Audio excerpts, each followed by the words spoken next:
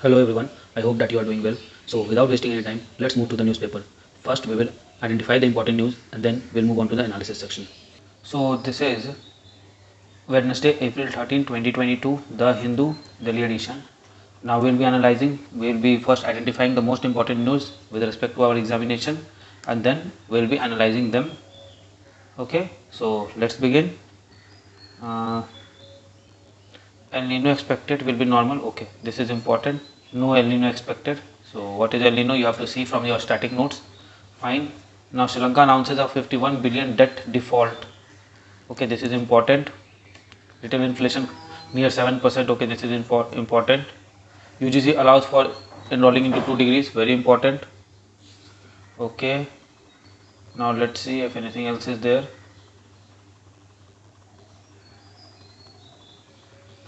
Paul body no. From ropeway 1 dead. Okay, so there is nothing on this page important. Now more same here, not important. Okay, not important. Anything? Okay, here also nothing is important. Same case here. Now let's see if something here is there. Hal Dornier to 28 takes off as first commercial flight. Not important. Okay, it is not important here as well.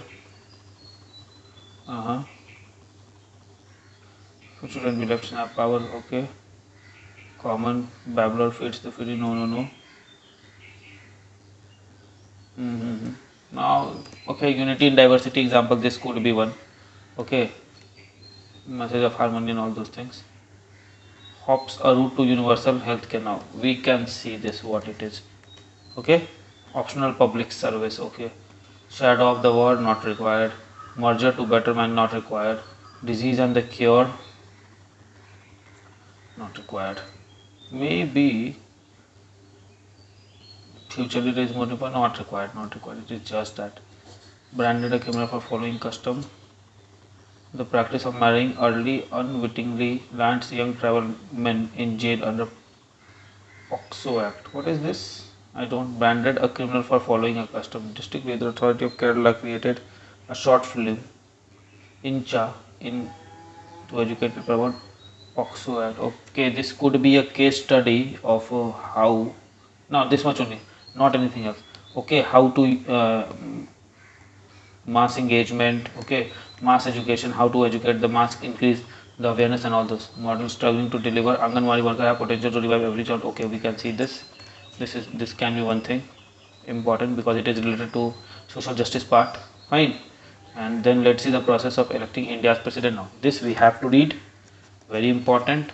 Not because we know the process, because we have to revise this process. Okay. Again we'll read the gist only. Fine.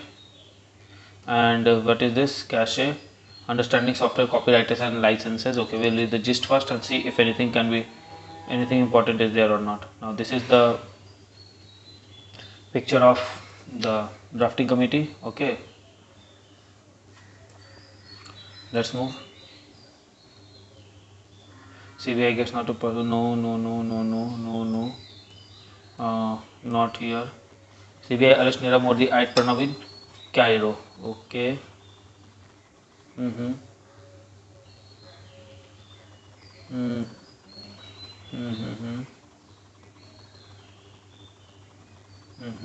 Nothing is there. Okay, we have to see this. No El Nino expected. Upsc variants in Mandivia. Okay. Rise of party politics. Say Amit Shah. Okay. And is there anything else? Year solar eclipse target. Fine. MEA interministerial group to focus on not required. Try. Not required. Russian forces Mariupol not required. 10 city of resistance in Sri Lanka capital. We will not go home unless you do. Okay, so Sri Lanka is being very unstable now. It should not be there. Okay. Slashes global trade outlook amid war. Okay, let's see. We'll read this. Now 8.5% inflation in US. Look, the entire world is suffering from inflation right now. Okay. Okay, fine. And then we reach the sports page. Fine. And okay, isn't okay. Now there is no more news to be identified. So thus we have identified the most important news, and now we go on to analyze the same. Okay.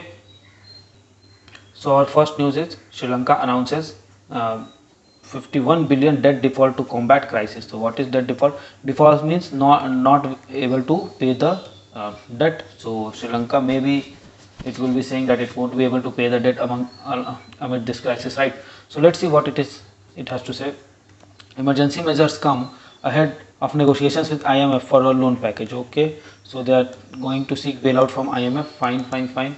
Sri Lanka on Tuesday announced a preemptive default on all its foreign debt, totaling 51 billion as last resort, while the island nation struggles to cope up with grave economic crisis. The government is taking the emergency measures pending full discussion with International Monetary Fund, okay, from which it has sought help only to prevent a further deterioration of country's financial position. Fine, the comprehensive debt restructuring program is now inescapable. It noted. Okay, so comprehensive debt restructuring program is now inescapable, and now this is a matter of concern because Sri Lanka, a sovereign government, is temporarily doing what? It is temporarily defaulting on its debt obligation, right? So it is a matter of concern. The decision comes on the heel of two other key policy changes. Sri Lanka floated the rupee early March, allowing for a stark depreciation of its value. It was nearly 326 against a US dollar. More recently, the central bank increased the rates by 7% point to bid to tighten monetary policy, apparently in preparation of an IMF package that government wants to expedite. Okay.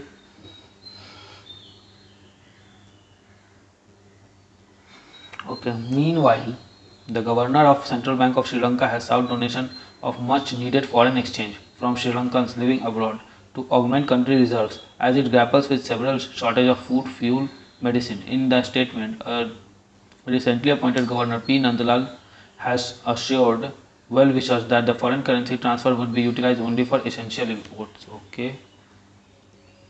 Mm-hmm. So this is the main challenge, that Sri Lanka is going to default on its debt obligations, although it will be temporary because no sovereign government can default on its obligation for infinite time, right? So to combat this economic crisis, Sri Lanka is going to what? It is going to, okay, default. Fine. This is not good for Sri Lanka as well as world economy. It will, for Sri Lanka, it will lead to again falling of their rupee, as well as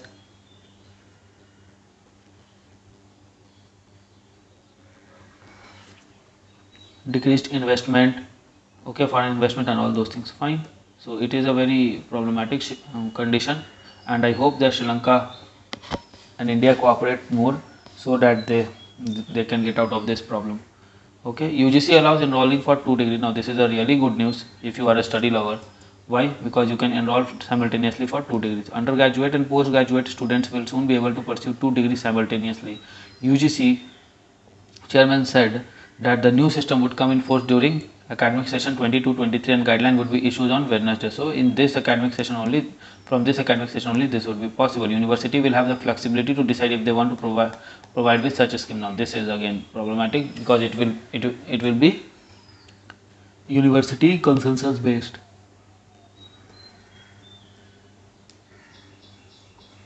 Now the retail inflation means CPI. Okay. Near 7% as food pinches, prices pinch. Rural customer inflation touches 7.66%, almost 7.6766%. Okay. Retail inflation accelerated sharply to 6.9% in March, the fastest pace price gain in almost a year and a half, and marked the third straight month when inflation exceeded RBI's threshold of 6%. Okay. So for last 3 months it has been so. Surge in food prices, which quickened to 7.68% from 5.85% in February, combined with rising fuel prices and producer passing on high commodity prices and input costs to consumer across goods and services to drive overall consumer price index based inflation print to 17-month high. Okay. Consumers in rural area face a higher level of inflation than urban residents, with overall rural inflation 154 basis point higher than 7.66. So it is 8 point okay, so it is 154 means 1.54% more than the 6.95% mark, right? Our analysis shows that poor are being burdened of inflation the most, given the food which occupies the largest share of their consumer basket recorded the sharpest rise. So what happened? That food recorded the sharpest rise. Okay, the uptick in fuel prices, the ripple effects on transport logistic costs are expected to intensify. The complete transmission of global fuel prices on domestic prices expected to be seen in April. Okay, fine. So we are done with this part. Here we don't have any more news here. Now let's move to the next page and see what we have. Okay, nothing here as well. Okay, now here is a case study. Kerala's Malappuram temple hosts mass iftar. It sends out message of harmony. Okay, so this is a case study. Case study for what? For secularism, right? Unity in diversity. Okay, and harmony, peace, etc. Just note it down so that you can use it whenever required. Okay, now let's see the other news. As usual, we'll be doing the editorials and explained page at last. Okay, and on this page let's see if it is, if has any on this page let's see if anything promising is there or not. Yes, here is El Nino expected to be, it will be normal monsoon.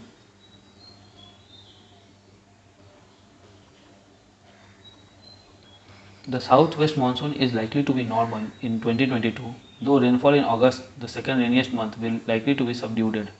Okay, so it is saying that in August rainfall will be slightly less. Normal is 98% of historical average of 88 centimeter of rainfall for 4 months from June to September, it said. Okay, Rajasthan, Gujarat, Nagaland, Manipur, Mizoram and Tripura are likely to be rain deficit, though throughout the season the northeast states have high base level of rainfall. Why northeast states would be seen as deficient? Because they have high base level of rainfall, right? In South Kerala and interior Karnataka will get subdued rainfall in cold monsoon months. On other hand, the key kharif crop regions of Punjab, Haryana and Uttar Pradesh and rain-fed regions of Maharashtra, Madhya Pradesh would receive above normal rainfall. The El Nino, characterized by warming of temperature in Central Pacific associated with poor rainfall over India, is not expected to surface this year. In converse, or La Nina has helped with 2 years of above normal rainfall in 2019 and 20 with normal rainfall in 2021. Okay, so for last 2 years what was happening? La Nina was there. This year we are expecting a normal monsoon, and we know that the cycle for El Nino is 7 to 11 years, which has now changed to about 5 years, 4, 5, 7 years, right? So this also indicates that next year we can expect a La Nina, El Nino, right? These things are there only. Give it a read. Okay, there is also the Indian Ocean dipole is neutral, having propensity of negative inclination. Monsoon will have to ride over ENSO, neutral condition, while battling resistance from IOD, especially during second half. Okay, these things are there. Fine. So give it a read. I don't think anything else is important in this news.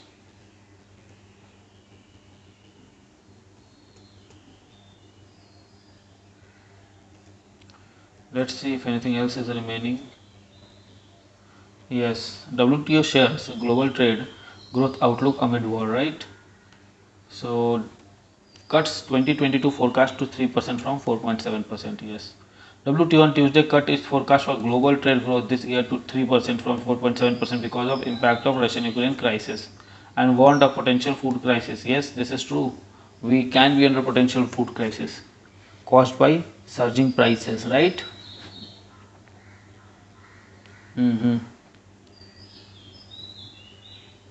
So what had happened?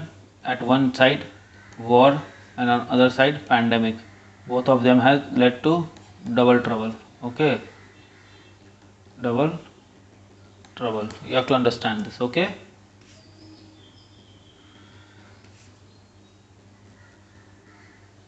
So with this, we have done the analysis of the most important news. Now let's move on directly to the editorial section. Fine. So this is our editorial. HOPS as a route to universal healthcare. Okay. Healthcare as an optional public service. Okay. So this would be the full form, I suppose. Healthcare as an optional public service, HOPS. Okay. Would ensure the legal right to receive free quality care in public institutions. It is very important to have this because public institutions provide not only free and quality should provide not only free and quality care, but also it should be provided on time, which is one of the most important, most problematic issues as far as Indian public health infrastructure is concerned. Right, you have to get in line. Why? Because there is shortage of doctors and medical professionals. Right, so we'll see what he has to say. The lingering COVID-19 crisis is a good time to revise an issue that is already shown to come to life in India. Universal healthcare. Yes, this is a very good time to discuss about it. Meanwhile, USC has become a well-accepted objective of public policy around the world. It has been largely realized in many countries, not only richer ones, but also a growing number of other countries such as Brazil, China, Sri Lanka, and Thailand. Some of them, such as Thailand, made a decisive move towards USA at a time when their per capita GDP was no higher than India's per capita GDP today. Okay, so Thailand did what? Thailand moved towards universal healthcare at that time about 20 years ago when its GDP was almost equivalent to India's GDP today. Per capita GDP today or the per capita income today, right? The time has come for India or at least some Indian state to take the plunge. Fine. Now, which states can take the plunge? States like Kerala, Maharashtra, Tamil Nadu, which are what? Which are at higher levels in the Rostov model, right? Or in the demographic transition model. They can take this initiative. The basic idea of USC is that no one should be deprived of quality healthcare for lack of ability to pay. Okay, so this is the basic idea, the core, that no one should be left behind as far as health is concerned with respect to or as in comparison to their ability to pay. The idea was well expressed in archaic words, perhaps by Enurin Bivan, the fiery founder of National Health Service in Britain. No society can legitimately call itself civilized if a sick person is denied medical aid because of lack of means. The same idea inspired the Bohr Committee report in 1946, where a case was made for India to create its own NHS, National Health Service type healthcare system. Okay, routes to USC. How can we create a USC, right? In the concrete terms, USC typically relies on one or both of the two basic approaches, public services and social insurance. In first approach, healthcare is provided as a free public service, just like service of fire brigade or public library. It, if this sounds like a socialist thinking, then what it is? That is what it is. Okay. Interestingly, however, the socialist project has worked not only in communist countries such as Cuba but also in capitalist world. Okay, so this thing has also worked in capitalist world. The second approach, which allows private as well as public provision of healthcare, but the costs are mostly borne by the social insurance fund, not the patient. So the result is similar. Everyone has access to quality healthcare. Social insurance is a very different form of from private insurance market. The simplest variant is one where insurance is compulsory and universal, financed mainly from general taxation and run by single non-profit agency in public interest. Okay, so he's saying that social insurance, okay, is very different from private insurance market. Why? Because social insurance, a very simple variant of social insurance can be what? It can be an insurance that is compulsory and state funded from tax, and it is run by a SPV created for this special purpose only. Okay, this is how it works in Canada. Okay, province wise. This system that I have just talked is the same, is the example from Canada, and to varying experiment in other countries with national health insurance.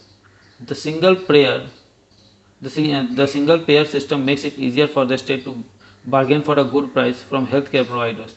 But some countries have other models of social insurance based, for instance, on multiple non-profit insurance funds instead of a single player or payer. Germany is one of the example. Okay, So what happens that the prior case that I was talking about was based on a single payer.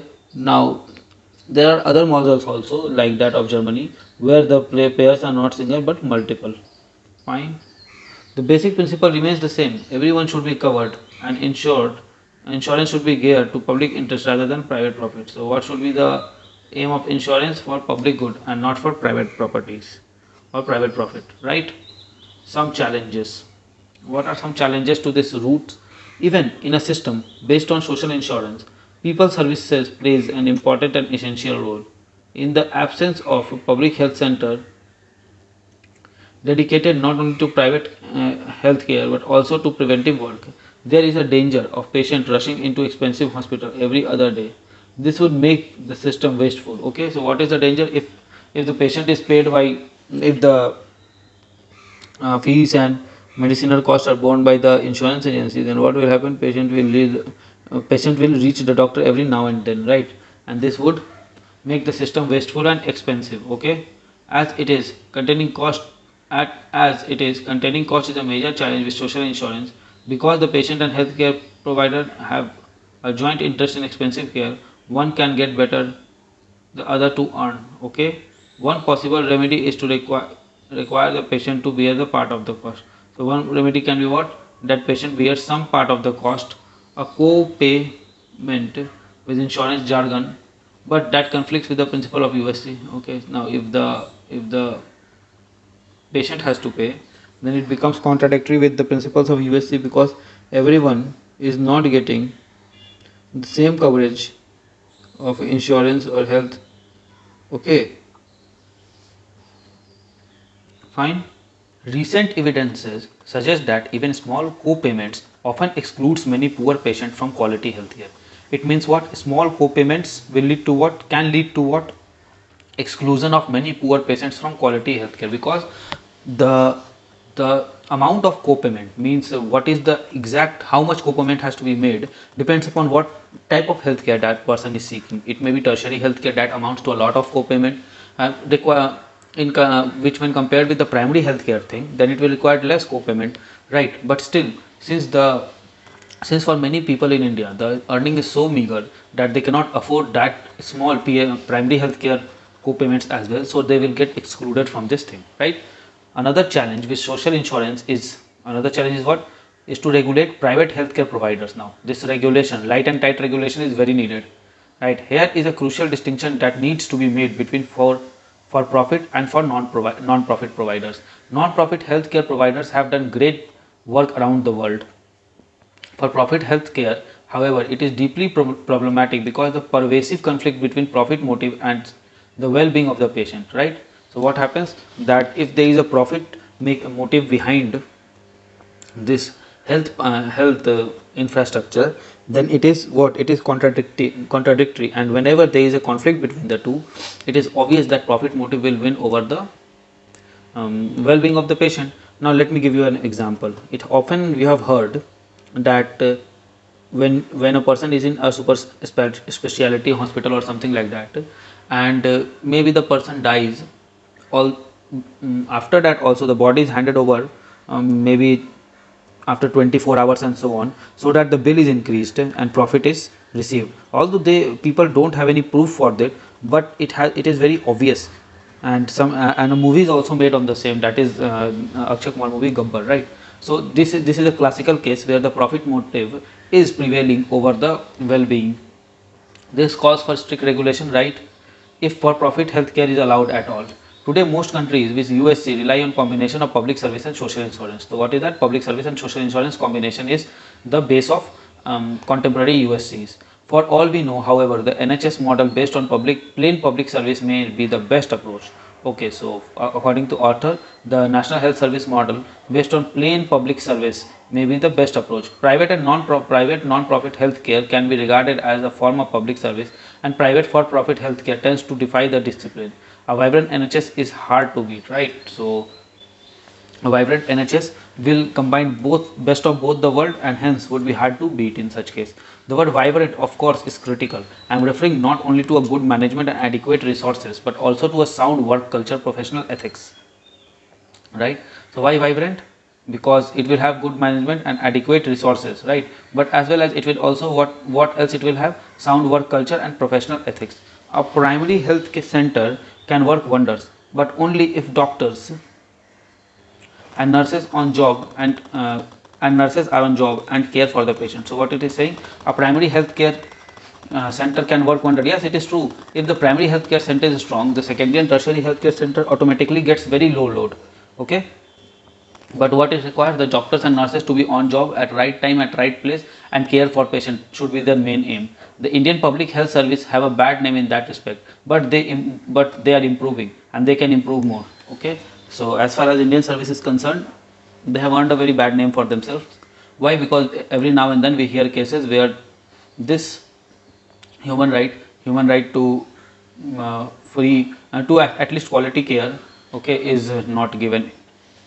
Okay, right to healthcare. What would be possible to root USC for India today? The private sector too entrenches for a NHS to displace it in near future, but that is possible to envisage a framework for USC that would build primary health on care as public service and hence have a chance at least to coverage towards some sort of NHS in due course. Okay, this framework might be called healthcare as an optional public service. The idea is that everyone would have a legal right to receive free, legal right, not fundamental right, okay, and quality healthcare in public institution if they wish, if it would not prevent anyone from seeking healthcare from private sector at their own expense. Okay, so this is some kind, this thing as far as now they have said, this is more or less we see in government hospitals also, that more or less they provide things for very subdued cost, and if the same is done in private sector, then it's very expensive, but again the quality is missing there because of heavy demand, the quality gets missed. So it should be a legal right, right? So the author wants to say that to get a quality healthcare in public institution, it should be a legal right, and since this is a legal right, it depends upon the wish. Here in this case, not every case, in this case, right? But the public sector would guarantee decent health service. Look what I was saying, decent health service guarantees to everyone as a matter of right, free of cost. In a sense, that is what some Indian states are already trying to do. In Kerala and Tamil Nadu, for instance, I have already said that this kind of model will be can be pilotly applicable to Kerala and Tamil Nadu, Maharashtra, because they are in higher stage of demographic transition. Okay, for illness, most illness can be satisfactorily treated in public sector at a little cost to patient. There is a thriving private sector too, begging for better regulation and restraint, but health care of decent quality is available to everyone as an optional public service. HOPS would not be egalitarian as NHS or National Health Insurance model, where the most people are in same health care board, but it would still be a big step towards USC. Further, it is likely to become more egalitarian over time as the public sector provides a growing range of health services.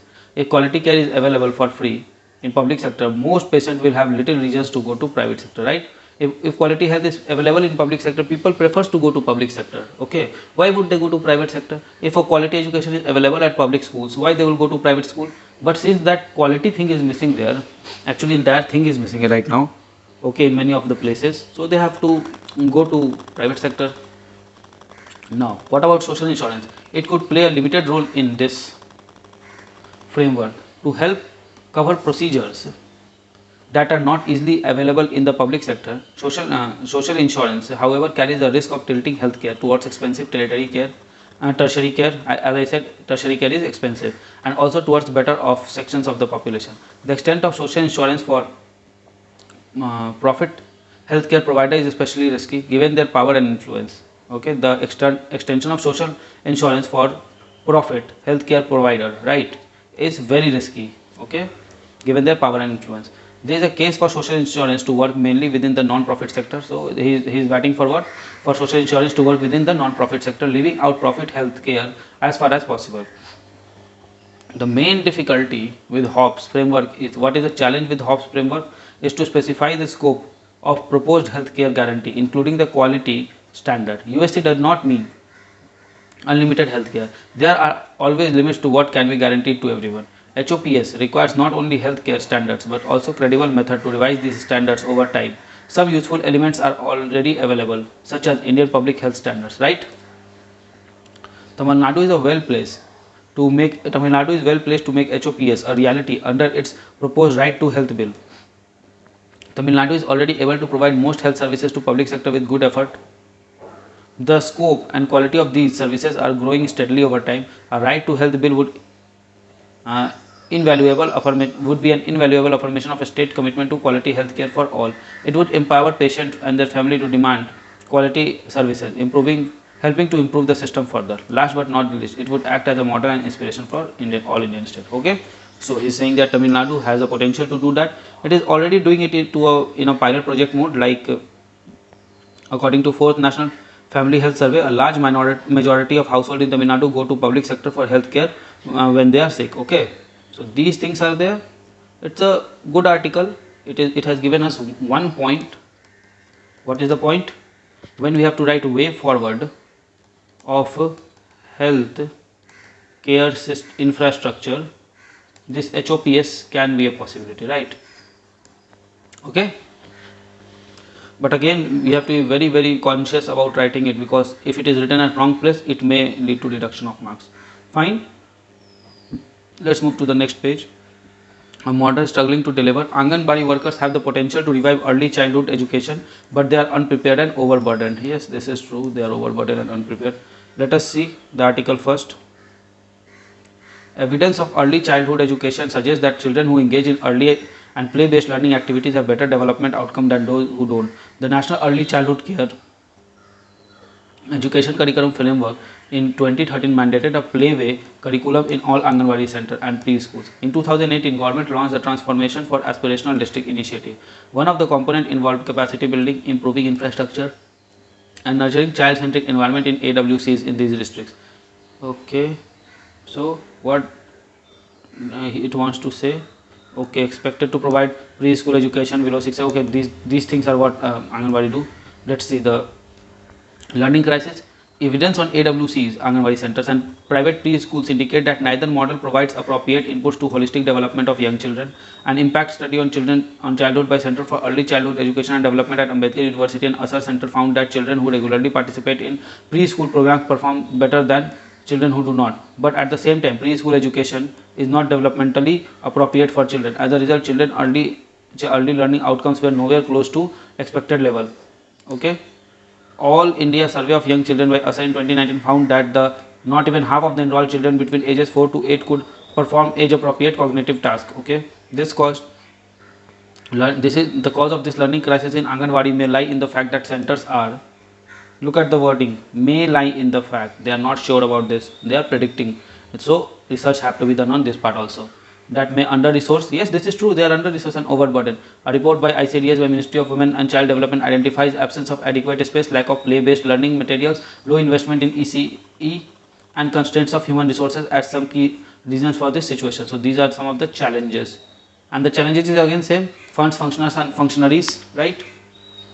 It said that implementation of ICDS scheme in AWCs is uneven across the state. The report also highlighted the lack of research and development in non-formal preschool education, making it to one of the weakest dimensions in ICDS model. The evidence showed a severe deficit in delivery of quality ECE services even before COVID-19. The pandemic has impacted 28 million young children across India due to sporadic closures of AWCs and private school, right? UNICEF has said this.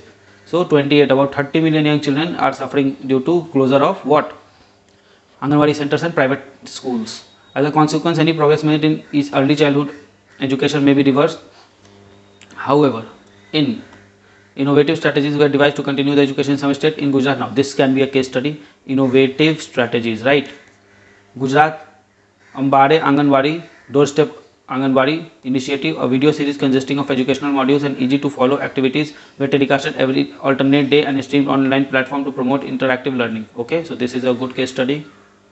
Similarly, Anganwadi workers in Haryana, Punjab, Odisha and Bihar visited homes to conduct activities with the children. However, anecdotal evidences suggest that these access to these strategies were not uniform. This is always the problem. They also place a huge burden on Anganwadi worker. Paramjeet, an Anganwadi worker in Punjab, said, we give activities for children via WhatsApp, but I cannot reach all the children as every person do not have smartphone. Sometimes I cannot track children as parents who own the smartphone is at work. To understand the repercussions of school closure, Asar conducted 3 field studies in 2021 and found that learning abilities of children has regressed. We now move into the third year of pandemic. More children may enter primary school and severely unprepared.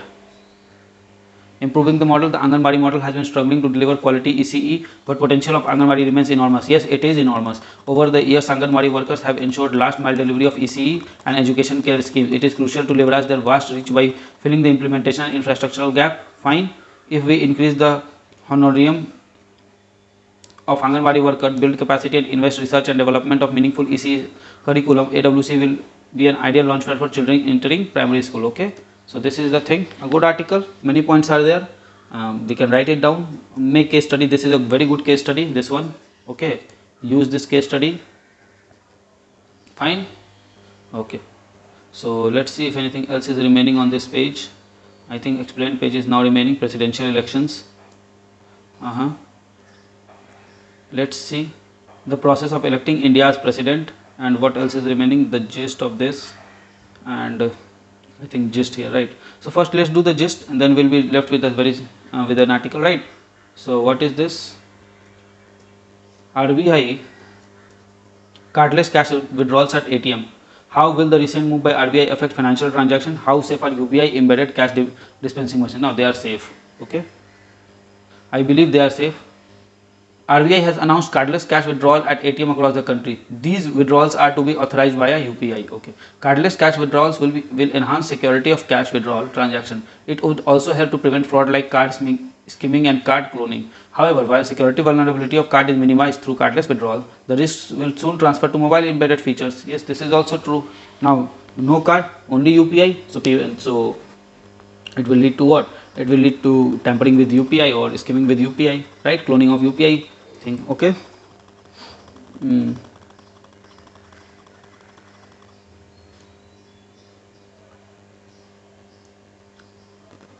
What is card skimming? Your information of your card is captured through a device, okay, and then a duplicate card is formed. Okay, just read this part. What are the limitations and challenges to cardless cash withdrawal feature?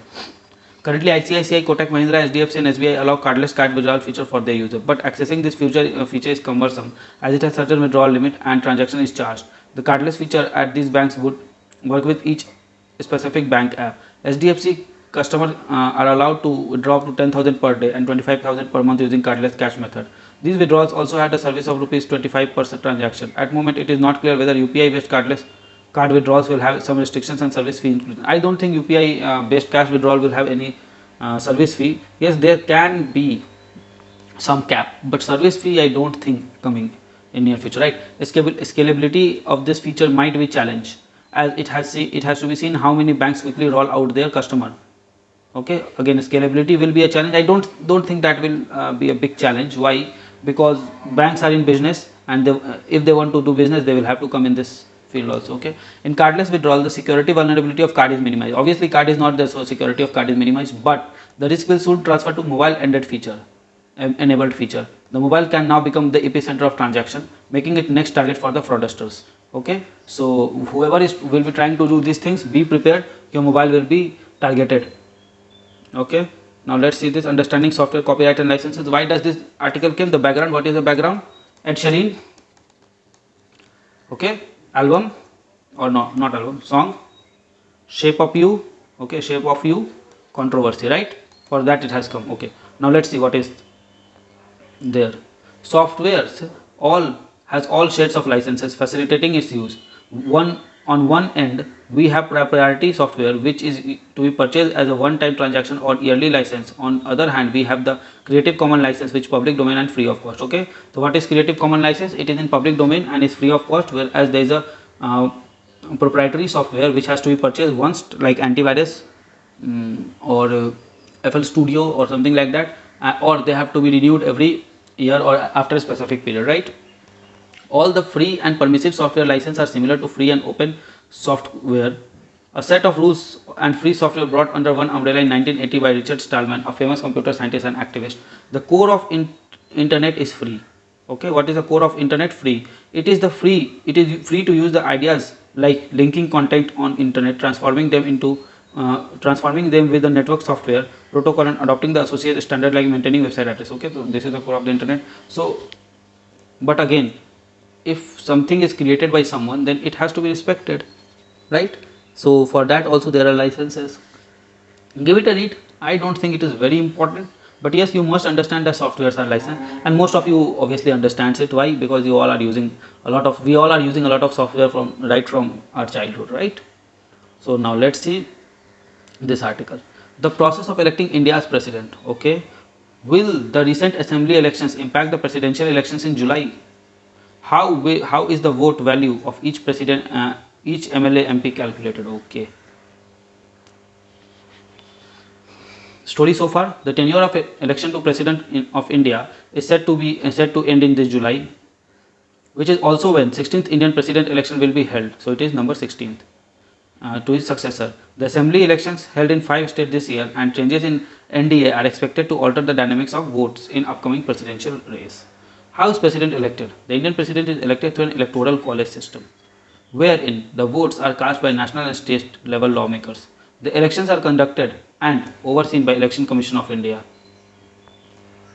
The electoral college is made up of all the elected members of upper and lower houses of parliament. Elected members, mark the words, Rajya Sabha and Lok Sabha MP, and elected members of legislative assemblies, okay, not legislative council.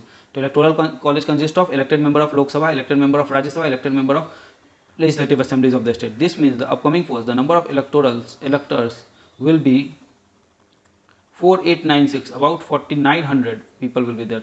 543 Lok Sabha MP, 233 Rajya Sabha MP, and 4120 MLAs from all states, including National Capital Territory of Delhi and Union Territory of Pondicherry. Before voting comes the nomination stage, where candidate intending to stand in election files the nomination along with a signed list of 50 proposers and 50 seconders. So there must be 50 proposers and 50 seconders for signing of the nomination. These proposers and seconders can be anyone from the total of 4896 members of the Electoral College from the state and national level. The rules for it cannot be any public. It should be these lawmakers only, right? The rules for securing 50 proposers and seconders was implemented when EC noticed in 1974 that several candidates without even a bleak chance of winning would file their nomination to contest the poll. An elector cannot propose or second the nomination of more than one candidate. Okay, so one elector cannot propose or second more than one candidate. What is the value of each vote and how it is calculated? A vote cast by each MP or MLA is not calculated as one vote. There is a larger vote value added to it. The fixed value of each vote by an MP of Rajya Sabha and Lok Sabha is 708. So what is the value of vote of MP of Rajya Sabha or Lok Sabha? 708. Meanwhile, the vote of each MLA differs from state to state based on the calculation factors in population, okay, and vis-a-vis the number of members in its legislative assembly. As per the Constitution, 84th Amendment Act 2001, currently the population of a state is taken from the figures of 1971 census. This will change the figure when the census taken after 2026 is published. The value of each MLA vote is determined by dividing the population of a state by number of MLAs in its legislative assembly, and the quotient achieved is further divided by 100. Okay, so value of each MLA vote is determined by dividing the population by the number of MLAs in legislative assembly, and that again is divided by 1000. The Uttar Pradesh, for instance, has highest vote value, that is 208. Okay, Maharashtra 175, Arunachal Pradesh 8. The total votes of each legislative assembly are calculated by multiplying the vote of each MLA by the number of MLA. Fine. Finally, based on these value, the total number of votes of Rajya Sabha and Lok Sabha would be 5,59,408. Okay, and total votes of all MLAs will be also almost same, 5,49,495. Thus, the grand total comes out to be 10,98,903 votes. What is required to secure victory? A nominated candidate does not secure victory based on simple majority, but through a system of bagging a specific quota of votes. While counting, the EC total up all the valid votes cast by the Electoral College through paper ballot to win. And to win, the candidate must secure 50% of votes cast plus one vote. Unlike general election where electors vote for a single party candidate, the voters of Electoral College write the name of the candidate on the ballot paper in order of preference. What can be expected in upcoming presidential poll? Vice President Venkaiah Naidu is reportedly the forerunner for presidential race, nominated by ruling NDA, unless a second term ticket is given to Mr. Kovind. Meanwhile, opposition parties are contemplating jointly putting up the candidate for the race. As per data, after assembly elections held in 5 states, UP, Uttarakhand, Punjab, Manipur and Goa, the BJP-led alliance can secure a total vote of 5,39,827. Now look at this figure. So it would be 10,98,000, so 5,49,000. So it is okay. So it is less than that. Okay, fine. So it will BJP and alliance will be getting how much? 5,39,827. They are still around 10,000, 95, 97,000 vote short of the halfway mark. It is important to note, however, the victory will be calculated based on those who actually cast their vote at the time. Their vote value will then be divided by 50, with the number 1 being added to the figure. The upper and lower house of parliament, if all NDA MP cast their vote in favor of nominated candidate, it can secure a vote value of 3,23,556, and number in the cast of all the NDA MLA would be about 2,16,271. Things have changed for NDA from 2017 presidential vote. In Maharashtra, which had the highest total vote value of 50,400, BJP no longer eyed with Shiv Sena, which supported NDA candidate in 2017. The NDA now has a vote value of 19,775 from Maharashtra total. Okay, in Punjab also it has less one. Okay, after the recent UP elections, NDA tally of MLA in state legislative assembly went up to 273, which is, if multiplied by the value of each member vote, comes out to 56,684, which is more than half the total value of all UP MLAs. Meanwhile, despite winning in Uttarakhand, Goa, Manipur, the tally of seats won by BJP came down in all 3 states compared to previous presidential election. Okay, so we see the dynamics. We have understand the dynamics. It is more. We have understand many things. These things are all written in Lakshmikant. It is just a advisory lecture, say. Okay, fine. So with this, we are almost. I think we are done with today's newspaper, right? Let me see if anything else is remaining. No. So with this, we end today's newspaper. I really hope you like it. Okay. Cut. So friends, I really hope that you like this video. If you like this video, give it a thumbs up and don't forget to subscribe our channel and share this video with your friend. Also, keep studying hard, keep following your dreams and keep tuned to our channel. Comment below for any suggestion. Till then, goodbye, good luck, keep studying hard and follow your dreams.